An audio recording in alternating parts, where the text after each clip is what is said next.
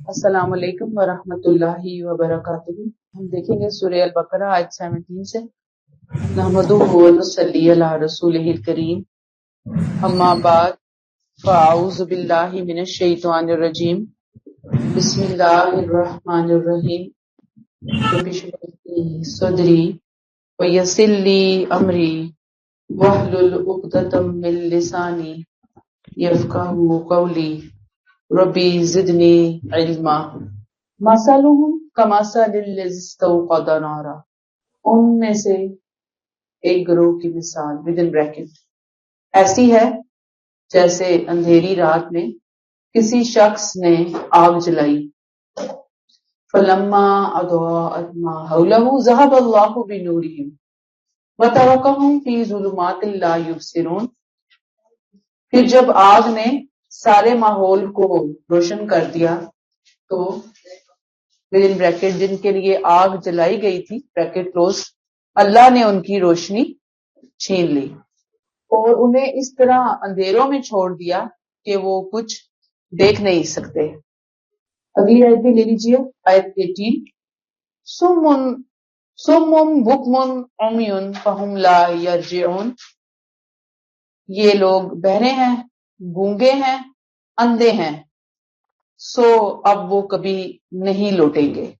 یہ جو مثال ہے نا، اللہ نے یہاں سے مثال دینے کا سلسلہ شروع کیا۔ آیت 17-18 میں ایک مثال ہے، آیت 19-20 میں ایک مثال ہے۔ 17-18 میں اللہ نے جو مثال دی، اور مثال جو ہوتی ہے نا اس سے بات کو سمجھنا بہت زیادہ آسان ہو جاتا ہے۔ تو مثال سے نا بات کو سمجھنا بہت آسان ہو جاتا ہے۔ آپ دیکھیں گی جب آگے چلیں گے ہم کہ اللہ تعالیٰ بارہا بہت سی چیزوں کی مثال لے کر آئے، بہت خوبصورت طریقہ اللہ تعالیٰ نے اپنے بندوں کو سمجھانے کے لیے اختیار کیا، اور وہ کیا ہے؟ مثال کا طریقہ۔ اب یہاں اللہ تعالیٰ نے مثال دی، مثلہم، ان کی مثال، کمثلی، اس شخص کی مانند ہے۔ اب ان سے مراد یہ وہ اعلانیہ کافر ہیں جن کا ذکر ہم آیت نمبر 6 اور 7 میں پڑھ کر آئے کہ جو لوگ کافر ہوئے، سواء علیہم انذرتہم ام لم تنذرہم لا یؤمنون، کہ آپ ان کو ڈرائیں یا نہ ڈرائیں وہ ایمان نہیں لائیں گے، ٹھیک ہے نا۔ اللہ نے ان پکے اعلانیہ کافروں کی اب مثال پیش کی۔ کیا ہے ان کی مثال؟ کون کافر؟ جو پوائنٹ آف نو ریٹرن پہ پہنچ چکے ہیں، اب کوئی واپسی نہیں ہے ان کی، اتنا آگے بڑھ گئے ہیں۔ ہوا کیا؟ اللہ کیا بتا رہے ہیں؟ اللہ فرماتے ہیں کہ نبی تو تمام لوگوں کے لیے روشنی بن کر تشریف لائے۔ اللہ نے اس روشنی کو خوب نمایاں کیا،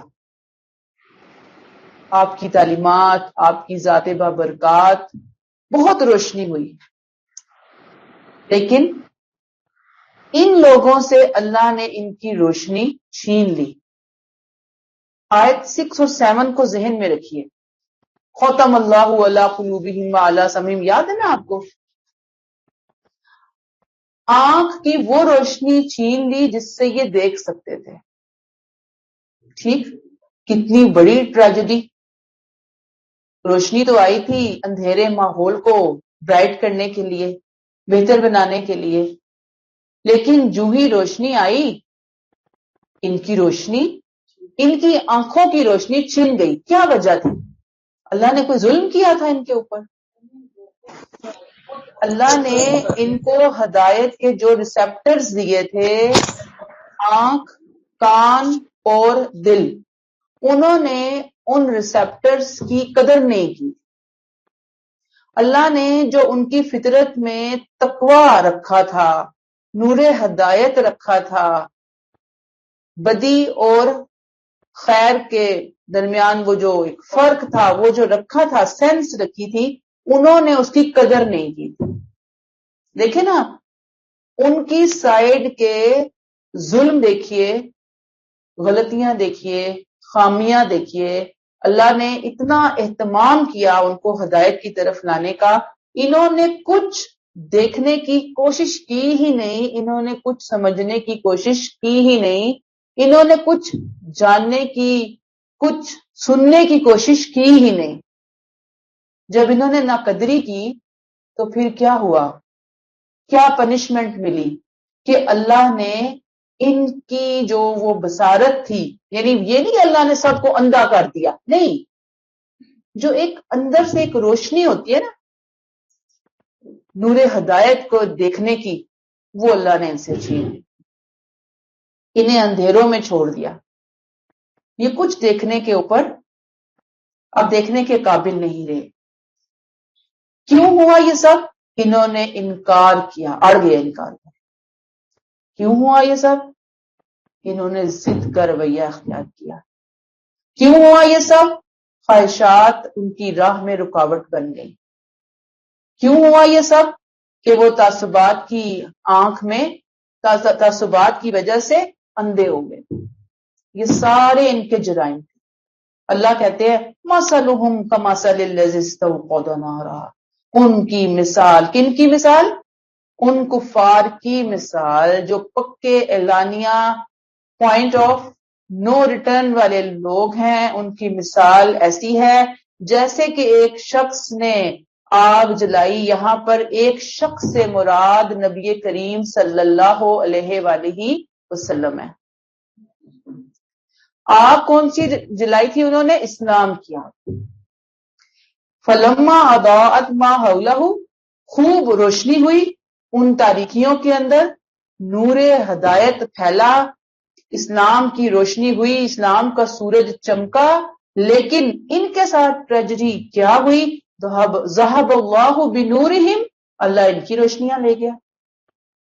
اب یہاں اللہ کے اس لا اور قانون کو ذہن میں رکھ لیجئے کہ ایک حد تک اللہ تعالیٰ لوگوں کو لاتے ہیں، جب لوگ نہیں آتے اللہ ان کو ان کے حال پر چھوڑ دیتے ہیں۔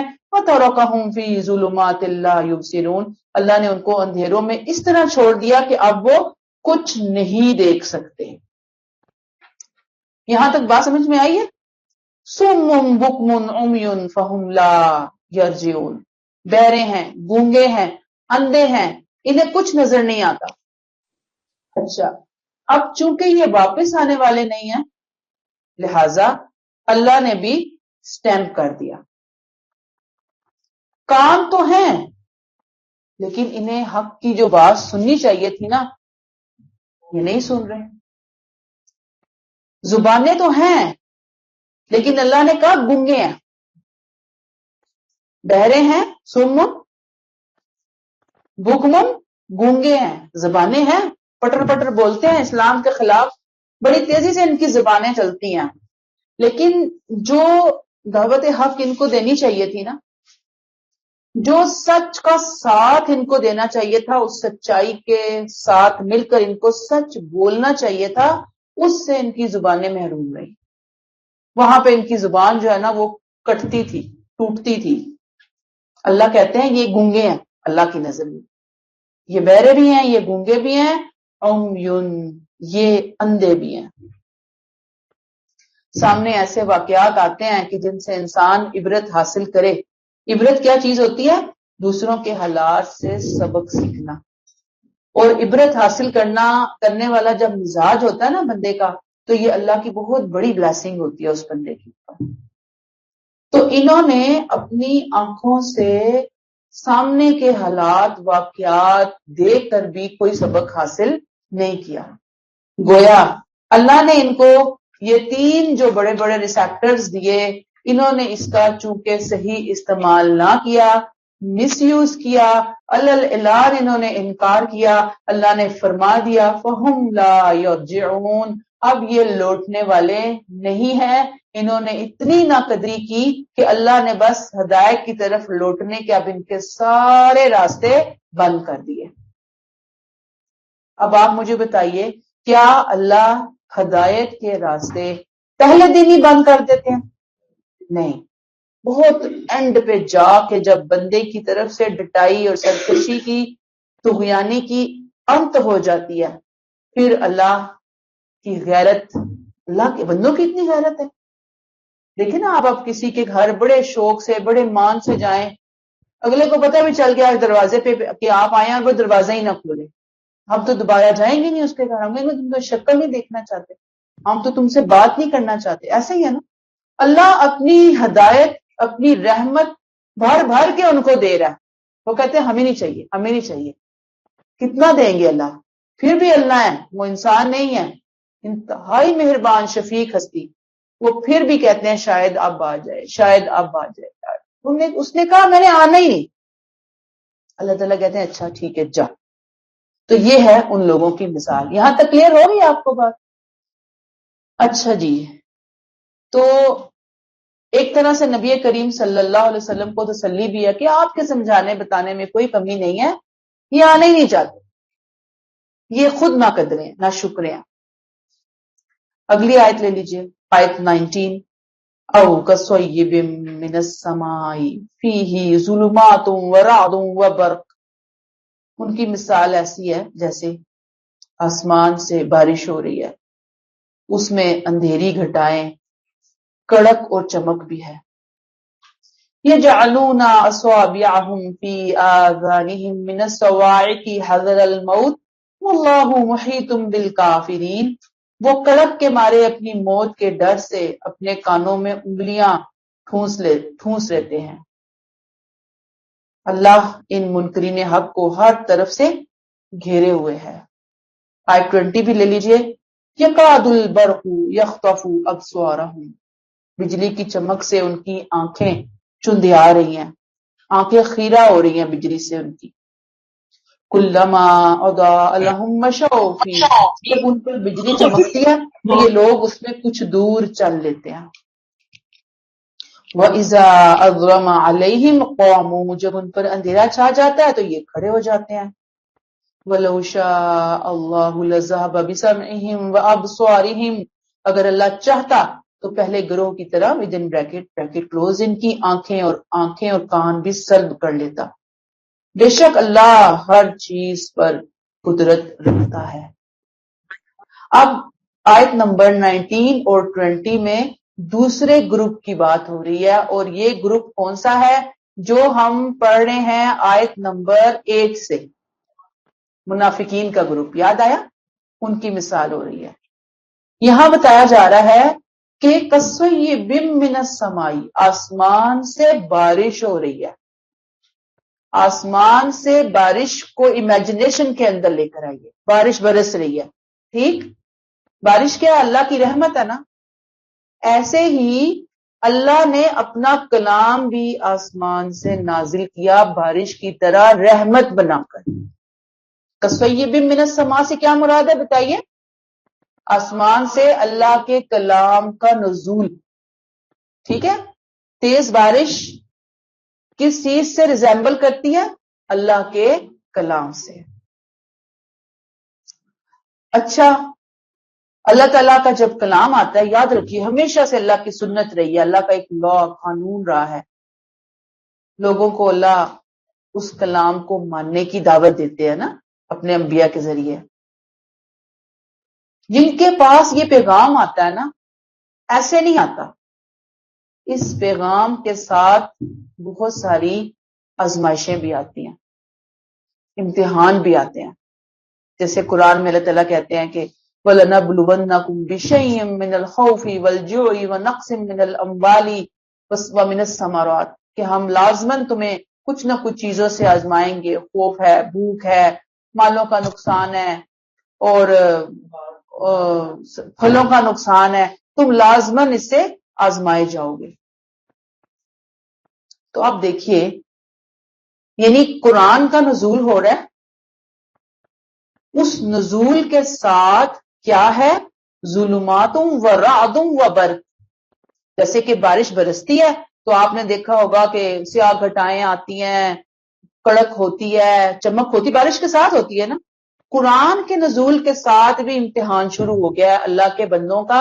اللہ تعالیٰ نے جیسے کوئی چھاننی ہوتی ہے نا، چھاننی رکھی ہوئی ہے، وہ چھان رہے ہیں. جو اچھے بندے ہیں نا ان کو نکال رہے ہیں اور کوڑے کرکٹ کو الگ کر رہے ہیں. یہ اللہ نے اپنا ایک سسٹم بنایا ہوا ہے، یہ آزمائش کا طریقہ کار ہے. تو قرآن یہاں بتا رہا ہے کہ ایک طرف آزمائشیں ہیں، ٹھیک ہے. اور دوسری طرف حالت کیا ہے؟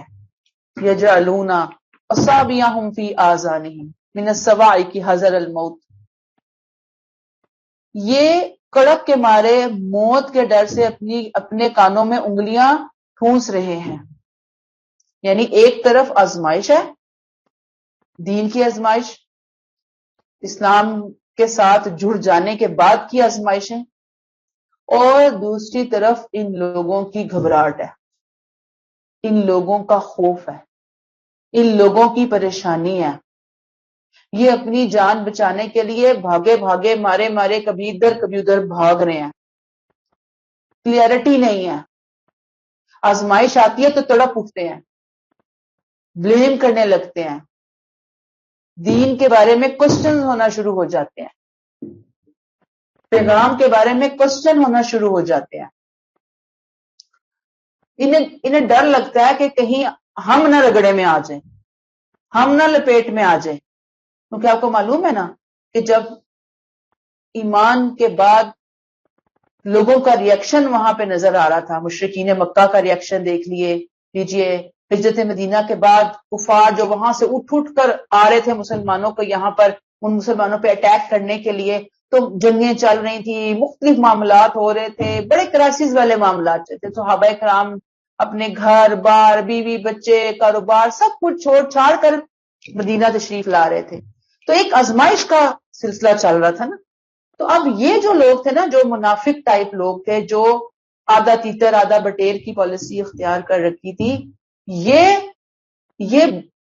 کونے خدروں میں چھپ چھپ کر بیٹھنے کی کوشش کر رہے تھے کہ کہیں ہم سے کوئی ایسی قربانی نہ مانگ لی جائے، کوئی ہم پر ایسی آزمائش نہ آ جائے کہ ہمیں اپنا آپ کچھ پیش کرنا پڑے.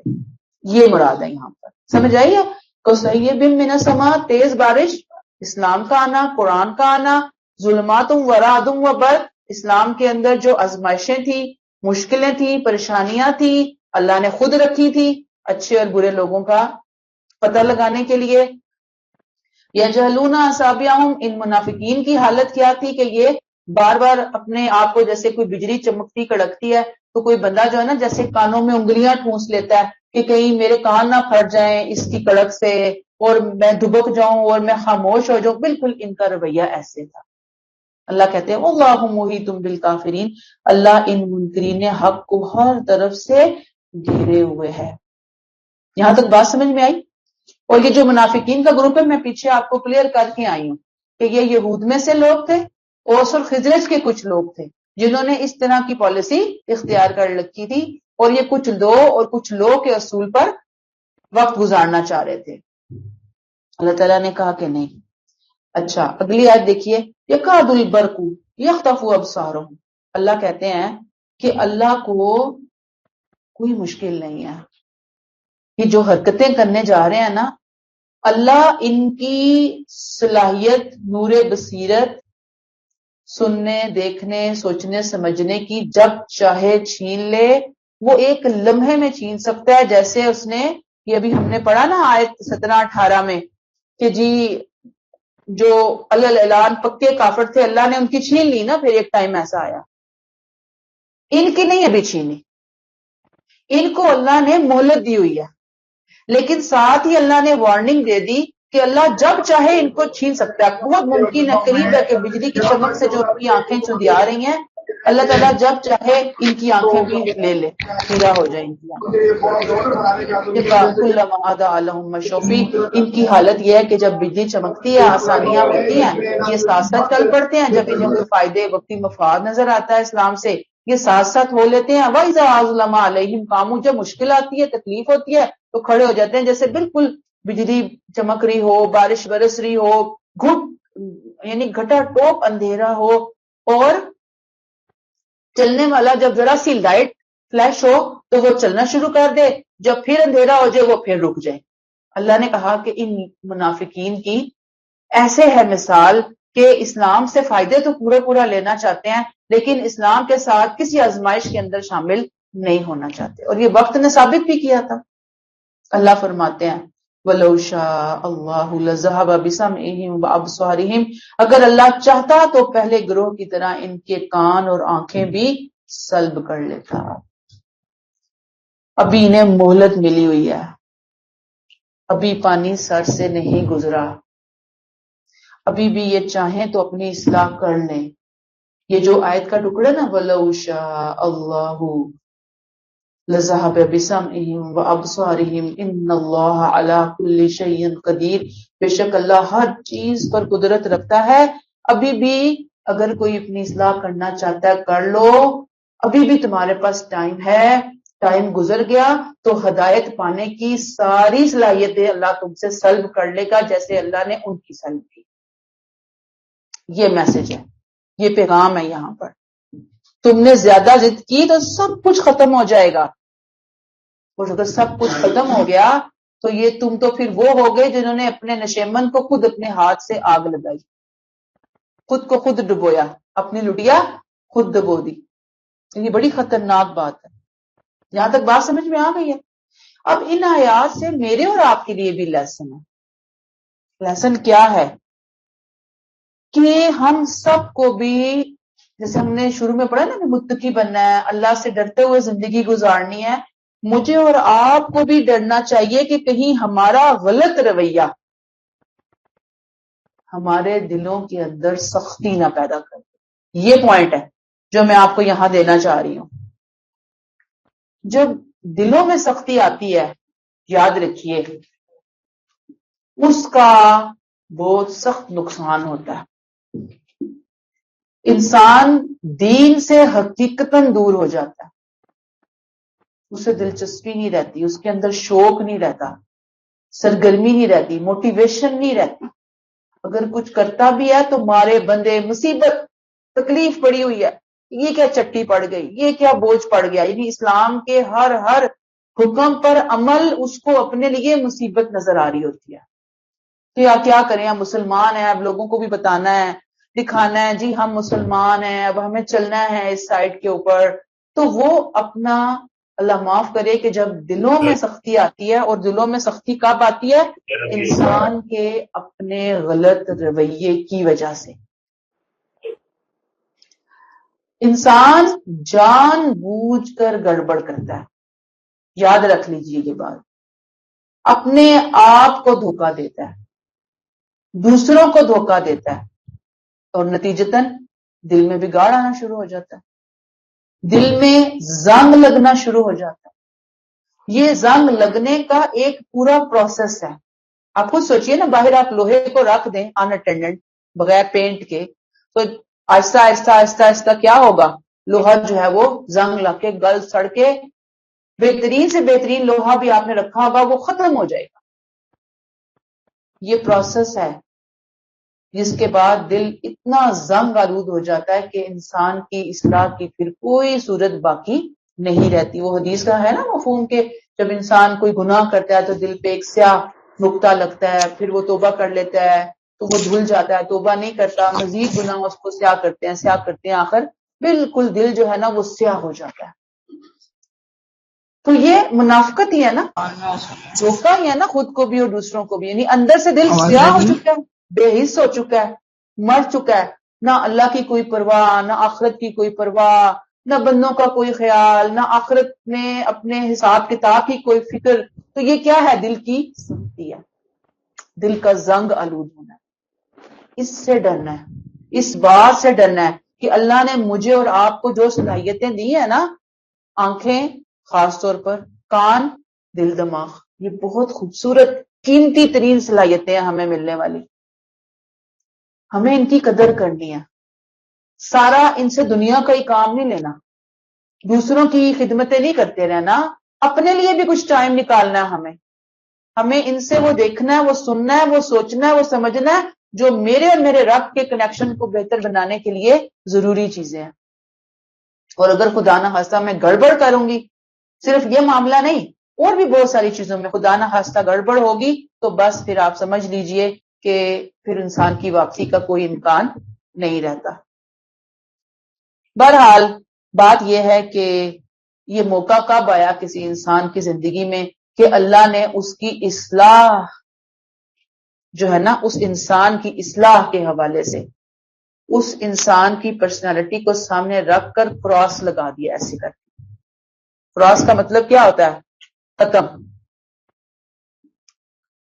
یہ کوئی نہیں بتا سکتا، نہ میں بتا سکتی ہوں کسی کے بارے میں، نہ آپ بتا سکتے ہیں. یہ اللہ ہی کو پتا ہے کہ کب اس کی زندگی میں وہ ٹائم آیا ہے کہ جہاں سے اب اس کی واپسی کے راستے بند ہو چکے ہیں. ہاں، میں اور آپ کیا کر سکتے ہیں؟ میرے اور آپ کے بس میں کیا ہے کہ ہم ڈرتے رہیں، اللہ سے دعائیں کرتے رہیں، ہر ممکن طور پر اپنی اصلاح کی کوششیں کرتے رہیں، فائٹ کرتے رہیں. اندر جو گندگیاں اکٹھی ہوتی ہیں، حسد، کینہ، بدگمانیاں، بد اخلاقیاں، کوشش کرتے رہیں کہ اگر وہ آ رہی ہے، آتی ہیں، ان کو نکال لیں. وائپر، جھاڑو ہاتھ میں، ڈسٹر پکڑا ہوا ہے، جیسے بندے نے ہر وقت گھر کی صفائی پہ کانشیس ہے، اپنے اندر کو صاف صاف صاف فوراً جالے لگ گیا. ایک منٹ کے لیے جب ہم برداشت نہیں کر سکتے گھروں کے اندر، تو اپنے دلوں کو بھی نہیں ہم نے گندا ہونے دینا، آلودہ ہونے دینا، اور پھر اللہ سے دعا کرنی ہے. یہاں تک کلیئر ہوگی بات؟ تو یہاں اللہ تعالیٰ لوگوں کو یہ کہہ رہے ہیں کہ یہ جو تم نے منافقت کا رویہ اختیار کیا ہوا ہے نا، اپنے رویے کی اصلاح کر لو، ٹریک پر آ جاؤ. اگر اللہ چاہے تو ابھی تمہاری آنکھیں، کان، شان سب چھین لے، لیکن اللہ ابھی نہیں یہ چاہ رہے. اللہ نے تمہیں موقع دیا ہوا ہے. اگر تم نے اپنی اصلاح کر لی، ایمان کی طرف آ گئے، تو بس زبردست، اللہ بھی تم پر اپنی مہربانی کرے گا. لیکن تم جو حرکتیں کر رہے ہو نا، اس سے لگتا نہیں ہے کہ تم آؤ گے اس سائڈ پہ. یہ کلیئر ہوئی ہے بات؟ تو اللہ تعالیٰ ہدایت عطا فرمائے اور اللہ تعالیٰ سمجھ بوجھ عطا فرمائے بندوں کو کہ اللہ کے پاس سب چیزوں کی قدرت ہے. مسلمان ہوتے ہوئے میرے اور آپ کے لیے لیسن، منافقت والا رویہ اللہ کے ہاں ناقابل برداشت ہے. تو اللہ تعالیٰ ہمیں محفوظ فرمائے. اور منافقت کے بارے میں حضور صلی اللہ علیہ وسلم کی اس حدیث کو بہت زیادہ ذہنوں میں رکھا کیجئے کہ بات کرے تو جھوٹ بولے، وعدہ کرے تو وعدہ خلافی کرے، امانت دی جائے تو خیانت کرے، اور جب کوئی جھگڑا وغیرہ ہو تو اس میں گالی گلوچ کرے. تو یہ چار چیزیں ایک منافق کی پکی علامتیں آپ صلی اللہ علیہ وسلم نے بتایا. اور آپ اللہ معاف فرمائے، اللہ ہماری اصلاح فرمائے، اگر ہم میں سے کسی کے اندر کچھ اس میں سے موجود ہے تو سمجھ لیں منافق کا کوئی ایک حصہ بہت زیادہ موجود ہے.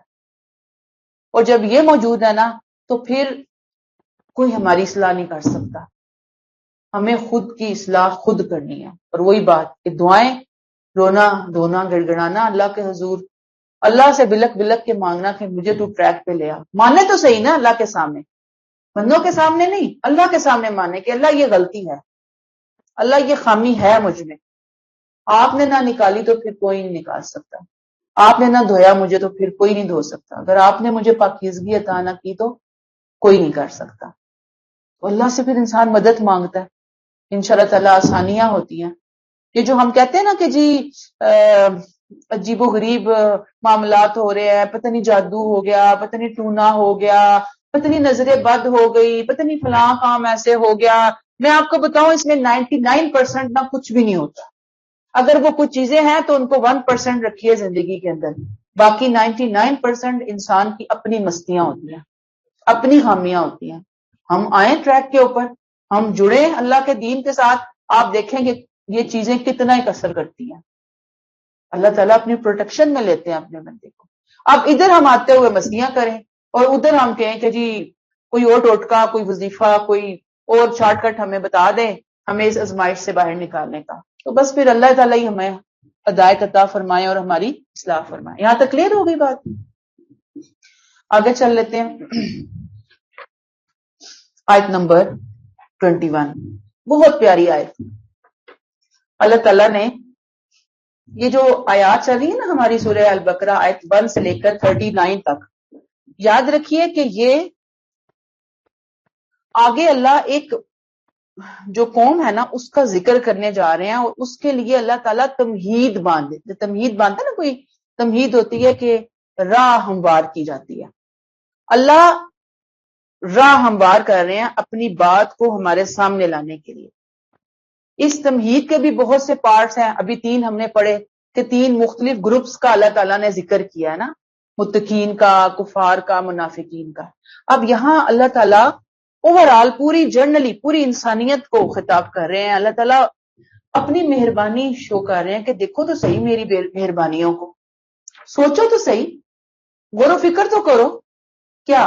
آیت 21 یا ایھا الناس اعبدوا ربکم الذی، اے لوگو اپنے اس پروردگار کی بندگی کرو جس نے تمہیں پیدا کیا. ربکم الذی خلقکم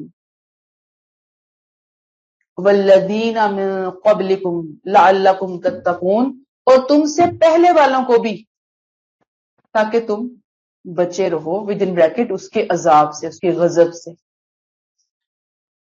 اے لوگو تم عبادت کرو. ظاہری بات ہے کہ پہلا خطاب تو یہود سے، مشرکین سے، مدینہ کے ارد گرد کے جو قبائل ہیں، کیونکہ مدینہ کی مدنی آیات ہے نا، تو مدینہ کے ارد گرد کے جو قبائل ہیں، وہاں کے جو منافقین ہیں، اللہ تعالیٰ سب کو خطاب کر رہے ہیں، سب کو بتا رہے ہیں. اب چونکہ لوگ علماء یہود کو رول ماڈل سمجھتے تھے نا، مذہبی معلومات بھی ان سے لیتے تھے، اس لیے اللہ تعالیٰ جو ہے نا وہ آپ بتا رہے ہیں کہ جی یہ کرنے کا کام ہے. کرنے کا اصل کام کیا ہے؟ یہ ہے سُوبُدُوا ربکم الذی، سُوبُدُوا اللہ کی بندگی کرو. یہ اُبُدُو بہت زبردست لفظ ہے، اس میں انتہا درجے کی محبت، پرستش، اطاعت، اندر اور باہر سے خود کو ہر ملاوٹ سے پاک کر کے اپنے آپ کو رب کے سامنے جھکا دینا. یعنی کیسے؟ کہ جیسے ہم اپنے ماں اور باپ کی محبت میں کسی اور کو شریک نہیں نہ کر سکتے، نہ کرتے ہیں. ہمیں پتہ ہوتا ہے کہ ہماری ماں کون ہے، ہمارے باپ کی کیا قربانی ہے، پتہ ہوتا ہے نا. جو ان کا سٹیٹس اور مقام ہوتا ہے وہ کسی اور کو نہیں دیا جا سکتا. اللہ تو ماں باپ تو کچھ بھی نہیں ہے اللہ کے مقابلے میں، جتنے مہربان، جتنے شفیق وہ ہیں. یہ شعور جو ہے نا وہ کیا ہے، ہر وقت ہمارے اندر رہنا چاہیے. تو اللہ کیا کہہ رہے ہیں؟ سُوبُدُوا ربکم الذی، اپنے رب کی عبادت کرو. وہ رب کون ہے؟ رب العالمین والا رب یاد رکھیے. رب جب بھی قرآن میں لفظ آئے فوراً ذہن میں لے آئے اس بات کی تفسیر کو. خلقکم، یہ جو زندگی تمہیں ملی ہے نا، یہ کسی اور نے نہیں دی زندگی، یہ زندگی اس خالق نے تمہیں عطا کی ہے. خلقکم، اس نے تمہیں دی یہ زندگی. اچھا، اور صرف تمہیں نہیں دی، والذین من قبلکم، تم سے پہلے والوں کو بھی دی. یہ جن ہستیوں کو تم پوجتے ہو، اپنے آباء و اجداد کو تم نے اپنا خدا بنایا ہوا ہے، ان کی تو کوئی حیثیت نہیں ہے، ان کو بھی تمہارے رب نے ہی پیدا کیا. وہ خود سے خود نہیں بن گئے تھے، تمہیں بھی اس نے پیدا کیا، تم سے پہلے والوں کو بھی اس نے پیدا کیا. لعلکم تتقون، یہ بات اللہ تمہیں کیوں بتا رہا ہے کہ تم اللہ کے غضب سے بچو، اللہ کے غضب سے بچو. تتقون، تقوی حاصل کرو، ڈرنے والے بنو. ڈرنا کس چیز سے؟ اللہ کے غضب سے بچتے ہوئے. کلیئر ہو گئی یہ بات؟ گویا اب یہاں سے ایک اور بات شروع ہو رہی کہ جی عبادت کرو. عبادت یاد ہوگا ایاک نعبد و ایاک نستعین. نعبد کو ذرا ذہن میں لے آئیے، اپنے آپ کو جھکا دو، سرنڈر کر دو اپنے رب کے سامنے. اور اس نے تمہیں بھی پیدا کیا، تم سے پہلے والوں کو بھی پیدا کیا. لعلکم تتقون، تاکہ تم اللہ سے بچنے والے بنو. اگر اس پیغام کو مان لو گے تو اللہ کے غضب سے بچ جاؤ گے. آیت 22، وہ رب کون ہے؟ الذی جعل لکم، وہ ہے جس نے تمہارے لیے بنایا. اب دیکھیں، آپ کو اگر کوئی آپ کی محبوب ہستی ہے کہ یہ کام میں نے تمہارے لیے کیا، یہ گفٹ تمہارے لیے ہے، آپ کو کیا فیل ہوگا؟ آپ پراؤڈ فیل کریں گے نا اچھا میرے لیے کسی نے کیا, اچھا یہ ہمارے لیے میرے لیے بنایا گیا, اچھا یہ کوئی میرے لیے لے کر آیا. دیکھیں یہاں ہمیں ہمارا رب ہر ایک کو کہہ رہا ہے انسانوں یہ میں نے تمہارے لیے کیا, یہ میں نے تمہیں دیا, یعنی اس نے اعزاز دیا ہمیں, یہ آنر دیا اس نے. اس کو فیل کرنے والی بات ہے. الذی جعل لکم الارض فراشا, اس نے تمہارے لیے زمین کو فرش بنایا, والسماء بناء, اور آسمان کو چھت بنایا. وانزل من السماء ماء فاخرج به من الثمرات رزقا لکم, اسی آسمان سے پانی اتارا اور پھر اس پانی کے ذریعے سے ہر طرح کی پیداوار نکال کر تمہیں رزق دیا. فلا تجعلوا للہ اندادا وانتم تعلمون, لہذا تم دوسروں کو اللہ کا مد مقابل, اللہ کا شریک, اللہ کا پارٹنر مت ٹھہراؤ.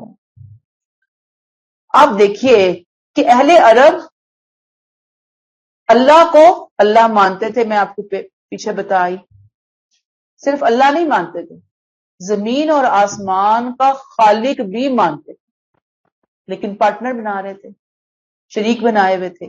اللہ نے یہاں یہی بتایا کہ اس نے تمہارے لیے, وہ رب تو وہ ہے, اس رب کی صرف عبادت کرو, اس کے ساتھ کسی کو شریک نہ ٹھہراؤ. وہ رب تو وہ ہے جس نے تمہارے لیے زمین کو فرش بنایا.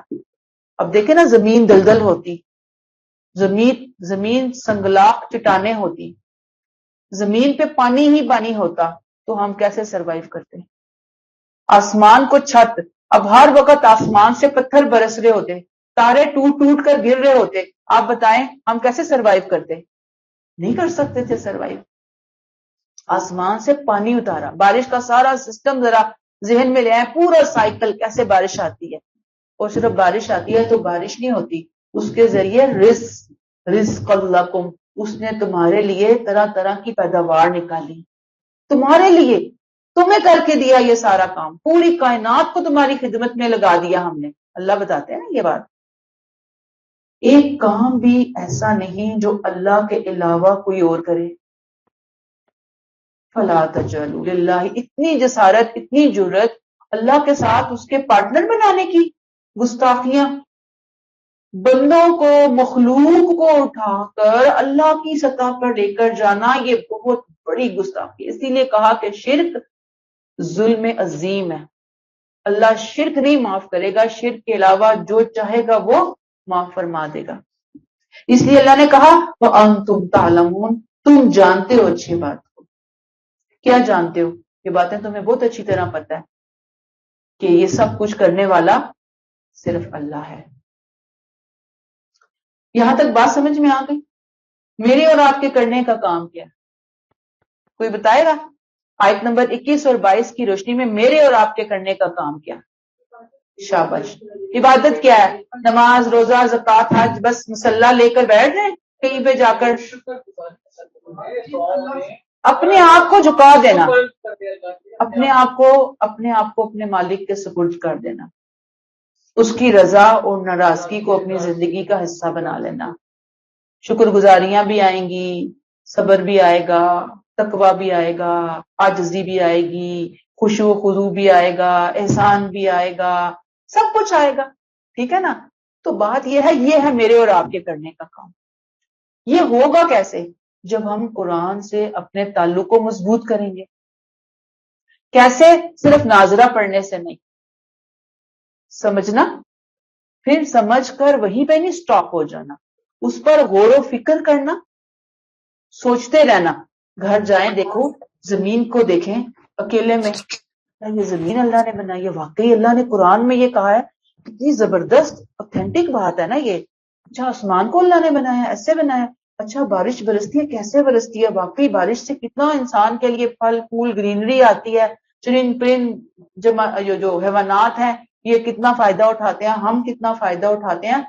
پھر ہمیں بھی بنایا, ہم سے پہلے والوں کو. یہ سوچنے والی باتیں ہیں, غور و فکر کرنے والی باتیں ہیں. اس سے ایمان میں بہت خوبصورتی آتی چلی جائے گی. ایمان جو ہے وہ یقین کے لیول پہ جانا شروع ہو جائے گا, اور پھر واقعی یہ سب کچھ میرے رب نے کیا. میرا رب ایک ہے, اکیلا ہے. قل هو اللہ احد اللہ الصمد لم یلد ولم یولد ولم یکن له کفوا احد. میں یہ اقرار کرتی ہوں, میں یہ اظہار کرتی ہوں کہ میرا رب ایک ہی ہے, کوئی اس کا پارٹنر نہیں، کوئی اس کا شریک نہیں، یہ ہے میرے اور آپ کے کرنے کا کام. اللہ ہمیں توفیق عطا فرمائے. ہاں، اور پھر آخری چیز ہمیں عمل کرنا ہے. ٹھیک ہے، یہ تو ہو گئے نا موٹے موٹے کام. اور اس سے ایک اگلا کام بھی ہے، وہ انبیاء کرام کا کام ہے. وہ کیا کام ہے کہ جو چیزیں آپ کو سمجھ آ گئی، حق سچ ہے، اس کو لوگوں تک بتائیں، ان کو بتائیں، شیئرنگ کریں. یہ بھی ہمارے کرنے کا کام ہے نا. یہ کوئی باہر کے لوگ تو نہیں آ کے کریں گے نا. آپ تو ہمارے سارے کام گورے کر رہے ہوتے نا. ہر چیز ہماری وہاں سے بن کر آ رہی، ڈیزائننگ وہاں سے، سائنس ٹیکنالوجی وہاں سے. ہم سمجھتے ہیں قرآن کی خدمت بھی انہوں نے ہی کرنی ہے. یہ میں نے اور آپ نے کرنی ہے نا. ویسے تو نہیں کوئی آ کر کرے، کوئی اور مخلوق تو نہیں آئے گی اس کام کو کرنے کے لیے. اللہ تعالیٰ فرماتے ہیں آیت 23 وَإِن كُنتُمْ فِي رَيْبٍ مِّمَّا نَزَّلْنَا عَلَىٰ عَبْدِنَا. یہ اس کتاب کی دعوت ہے، اسے قبول کر لو. Bracket close. کون سی دعوت؟ یہی یا ایھا الناس اعبدوا ربکم. یہ دعوت ہے اس قرآن کی، اسے قبول کرو. ہاں، اگر تمہیں اس بات میں شک ہے کہ یہ کتاب جو ہم نے اپنے بندے پر اتاری ہے یہ اللہ کی طرف سے نہیں ہے، فَأْتُوا بِسُورَةٍ مِّن مِّثْلِهِ، تو جاؤ اس کی مانند ایک سورہ بنا لو. وَادْعُوا شُهَدَاءَكُم مِّن دُونِ اللَّهِ إِن كُنتُمْ صَادِقِينَ. اور اس مقصد کے لیے ایک اللہ کو چھوڑ کر اپنے سارے حمایتیوں کو مدد کے لیے بلا لاؤ. اگر تم سچے ہو تو یہ کام کر کے دکھاؤ. آیت 24 فَإِن لَّمْ تَفْعَلُوا وَلَن تَفْعَلُوا فَاتَّقُوا النَّارَ الَّتِي وَقُودُهَا النَّاسُ وَالْحِجَارَةُ. تو پھر اگر تم ایسا نہ کر سکو، اور یقیناً ہرگز نہ کر سکو گے، تو اس آگ سے ڈرو جس کا ایندھن یہ انکار کرنے والے لوگ بھی ہوں گے اور وہ پتھر کے معبود بھی جنہیں یہ پوچھتے رہے. اعدت للکافرین، یہ آگ ان انکار کرنے والوں کے لیے تیار کی گئی ہے. قرآن نے دعوت دے دی بھئی یہ کرنے کا کام ہے، خود کو سرنڈر کر لو، مان لو کہ ایک اللہ وہ ہے. اللہ، یہ جو قرآن ہے یہ اللہ کا کلام ہے، یہ نعوذ باللہ محمد کا لکھا ہوا ہے نہیں ہے، یہ انسان کا کلام نہیں ہے، مان لو اس کو. ہاں، اگر تمہیں کوئی شک ہے کس چیز میں، وَإِن كُنتُمْ فِي رَيْبٍ مِّمَّا نَزَّلْنَا عَلَىٰ عَبْدِنَا، جو ہم نے اپنے بندے محمد صلی اللہ علیہ وسلم پر نازل کیا کلام، اس کی شان میں، اس کے کلام میں کسی قسم کا اگر تمہیں کوئی شک ہے نا، تو جاؤ، قرآن نے ایک کھلا چیلنج دے دیا. کیا کرو؟ فَأْتُوا بِسُورَةٍ مِّن مِّثْلِهِ، اس جیسی ایک صورت بنا لو. یاد رکھیے کہ اس طرح کے قرآن میں 3 چیلنج آئے ہیں. ایک میں اللہ نے کہا پورا قرآن بنا لو، ایک میں اللہ نے کہا اچھا اس جیسی 10 صورتیں بنا لو. اب یہاں پہ آیا ایک صورت، یہ نہیں کہا سورہ مائدہ، سورہ نساء، سورہ آل عمران، سورہ بقرہ، ایک صورت. سورہ والعصر، سورہ کوثر، سورہ اخلاص، چھوٹی صورتیں نا، بنا لو. کوئی نہیں بنا کے لا سکا، کسی نے اس چیلنج کا جواب نہیں دیا. اور اللہ تعالیٰ نے کہا کہ وَادْعُوا شُهَدَاءَكُمْ، اپنے سارے حمایتی لے آؤ بلا کے، سب حمایتی، جن انس، کوئی تمہیں ریسٹرکشن نہیں ہے فلاں آئے اور فلاں نہ آئے، سب آ جاؤ. ان کنتم صادقین، اگر تم سچے ہو اللہ کے علاوہ جو آ سکتا ہے آؤ اور جا کر ایک صورت گھڑو، بناؤ. اگر یہ نبی بنا سکتے ہیں تو تم بھی تو سارے میں، انہوں نے تو اگر تمہارے خیال میں ایک نے بنایا ہے تو تم تو اتنے زیادہ ہو، جاؤ بلاؤ، اکٹھے ہو جاؤ. 1400 سال ہو گئے قرآن کا یہ چیلنج، آج تک کوئی جواب نہیں دے سکا. یہ قرآن کی بہت بڑی حقانیت ہے، قرآن کی سچائی ہے، قرآن کے اللہ کے کلام ہونے کی بہت بڑی دلیل ہے. اب دیکھیے، بہت امپورٹنٹ بات میں آپ سے شیئر کروں گی. دیکھیں، اللہ وہ قرآن کو نبی کریم صلی اللہ علیہ وسلم کو اپنے آبائی دین کے لیے خطرہ سمجھ رہے تھے نا، دشمن بنا لیا تھا انہوں نے اللہ کو، اللہ کے رسول کو، اللہ کی کتاب کو اپنا. جس ٹائم قرآن نے چیلنج کیا کہ جاؤ جا کے بنا لو، اس وقت اگر وہ کوئی طاقت صلاحیت رکھتے تو کچھ جواب لکھ کر لانے میں انہیں کیا مسئلہ تھا؟ اس سے بہتر ٹائم اور کب تھا ان کے معبودوں کے سامنے نکل کر آنے کا، جن کو انہوں نے اللہ کا پارٹنر بنایا ہوا تھا. بات سمجھ میں آئی؟ یعنی اس سے بیسٹ ٹائم کوئی اور تھا؟ ان کے دیوی دیوتا کدھر تھے؟ وہ آتے نا سامنے. یہی تو ٹائم تھا جب انہیں مدد چاہیے تھی ان کے بندوں کو. اب کوئی مدد کے لیے باہر نہیں نکلا. کیوں نہیں نکلا؟ ہوتے تو کوئی باہر نکلتا نا، وہاں کوئی تھا ہی نہیں. ایسے ہی انہوں نے خام خواہ ایک دشمن اپنے لیے بنایا، اپنے آبائی دین کے لیے، اور بس پھر اسی کو وہ لے کر آگے چل پڑے. اللہ نے کہا فَإِن لَّمْ تَفْعَلُوا وَلَن تَفْعَلُوا، اگر تم ایسا نہ کر سکو اور یقیناً ہرگز نہ کر سکو گے تو اس آگ سے ڈرو جس کا ایندھن یہ انکار کرنے والے ہوں گے. اللہ نے کہا کہ یہ نہیں کر سکتے، یہ امپاسبل ہے ہی کوئی نہیں، یہ تو اللہ کا کلام ہے، یہ کسی انسان کا کلام تو ہے ہی نہیں۔ تو پھر ڈرو اس آگ سے جس کا ایندھن انسان اور پتھر ہوں گے، یعنی آگ کا مزاج بتایا گیا کہ وہ کیا کھائے گی، آگ اور انسان اور پتھر۔ انسان کون ہے؟ کہ جنہوں نے کفر کیا، شرک کیا، اخلاقی گندگیوں کے اندر ملوث ہوئے، خود کو گندا رکھا، گندا مین عقائد، اخلاق، ہر چیز کی گندگی۔ تو جو وہ گندے لوگ ہیں نا، ان کو اٹھا کر آگ میں پھینکا جائے گا۔ حجارہ، پتھر، یہ پتھر وہ ہیں جن کو ان کے فالوورز نے پوجا بت بنا بنا کر۔ اب ان پتھروں کو آگ میں کیوں پھینکا جائے گا؟ اس لیے کہ یہ دکھانا مقصود ہے ان کے فالوورز کو، لوگوں کو، کہ یہ جو دنیا میں ان کے سامنے تم نظر نیاز، حلوے مانڈے پیش کرتے تھے نا، یہ کتنا ضائع گئے، کتنا فضول ہوئے، کہ یہ جو بت تھے، یہ پتھر تھے، یہ دیوی دیوتا تھے، نہ یہ دنیا میں تمہارے کچھ کام آئے، نہ یہ اب آخرت میں تمہارے کچھ کام آ رہے ہیں۔ تو گویا کفر کے شعار کی جو توہین ہوتی ہے نا، وہ اصل میں کفر کی ہی توہین ہوتی ہے۔ تو اللہ تعالیٰ نے بتایا کہ ان کے جو بت ہے نا، ان کی کیا حیثیت ہے، ان پتھروں کی کیا حیثیت ہے۔ اس آگ میں جب ان پتھروں کو ڈالا جائے گا تو آگ اور بھڑکے گی، اس کی پسندیدہ غذا ہوگی یہ پتھر اور انسان۔ لہٰذا اللہ تعالیٰ کہتے ہیں اعدت للکافرین، یہ آگ کن کے لیے تیار کی گئی ہے؟ انکار کرنے والوں کے لیے۔ آخری آیت 25، وَبَشِّرِ الَّذِينَ آمَنُوا وَعَمِلُوا الصَّالِحَاتِ أَنَّ لَهُمْ جَنَّاتٍ تَجْرِي مِن تَحْتِهَا الْأَنْهَارُ۔ اے پیغمبر، جو لوگ ایمان لے آئے نا اس کتاب پر اور نیک عمل کریں، انہیں اس بات کی خوشخبری دے دو کہ ان کے لیے باغات ہیں جن کے نیچے نہریں بہتی ہوں گی۔ کلما رزقوا منها من ثمرۃ رزقا، ان باغوں کا کوئی پھل جب ان نیک لوگوں کو کھانے کے لیے دیا جائے گا، قالوا هذا الذي رزقنا من قبل، تو وہ کہیں گے کہ یہ تو وہی ہے جو اس سے پہلے ہمیں دیا گیا۔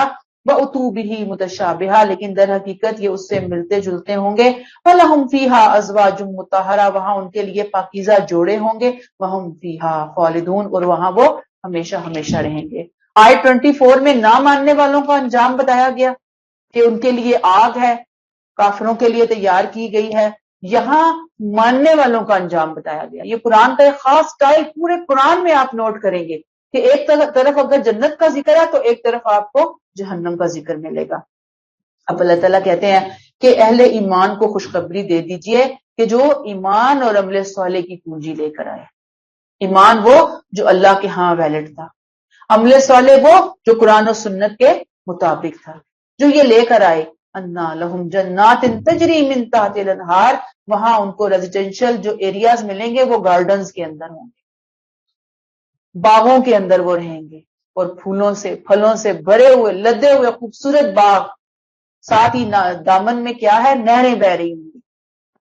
کلما رزقوا منها من ثمرۃ رزقا، جب انہیں کوئی پھل کھانے کے لیے دیا جائے گا تو کہیں گے یہ تو وہی ہے جو ہمیں اس سے پہلے دیا جاتا رہا بطور پھل۔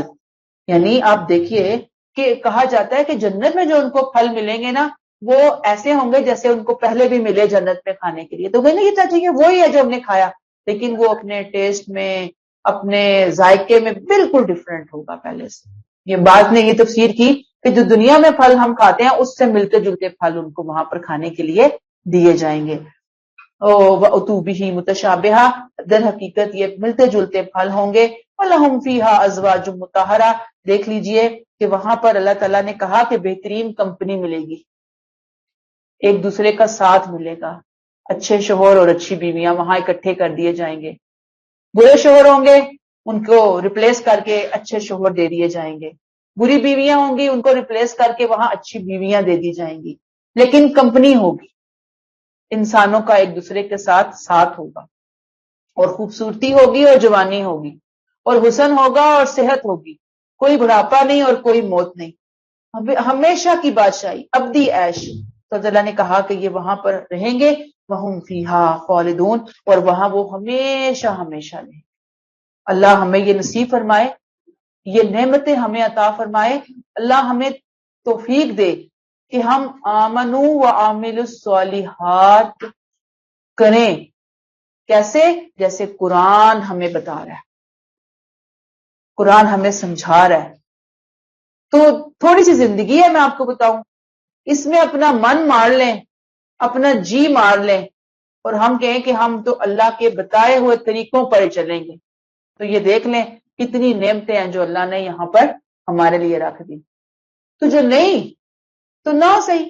اللہ نے یہاں پچھلے 2 گروپس کا ذکر کر کے بتا دیا کہ ایک سے اللہ نے ہدایت اور توفیقیں چھین لی، دوسرا اگر نہیں مانے گا اس سے چھین لیں گے. اب یہ مجھے اور آپ کو سوچنا ہے کہ مجھے متقیوں کے گروہ میں شامل ہونا ہے، یا اللہ نہ کرے، اللہ نہ کرے، اللہ برے وقت سے بچائے، بری گھڑی، برے شیطان، برے دوستوں، برے انسانوں سے بچائے، برے ماحول سے بچائے کہ ہم خدا نہ خواستہ یہ ہمارے نیئرسٹ کفار یا منافقین کے کسی صف کے اندر شامل ہوں. یہاں پہ ہم روک لیتے ہیں. اللہ تعالیٰ ہمارے لیے آسانیاں کریں، ہمارے اس سفر کو قبول فرمائیں، ہمیں استقامت دیں، ہم قرآن سیکھنے والے، عمل کرنے والے، دوسروں کو اس کی طرف بلانے والے بنیں. اللہ ہماری یہ کوششیں، یہ محنتیں قبول فرمائیں، اور اللہ ہمیں دنیا اور آخرت کی حسنات عطا فرمائے. آمین ثم آمین. سبحانک اللہم و بحمدک، نشہد ان لا الہ الا انت، نستغفرک و نتوب الیک. السلام علیکم ورحمۃ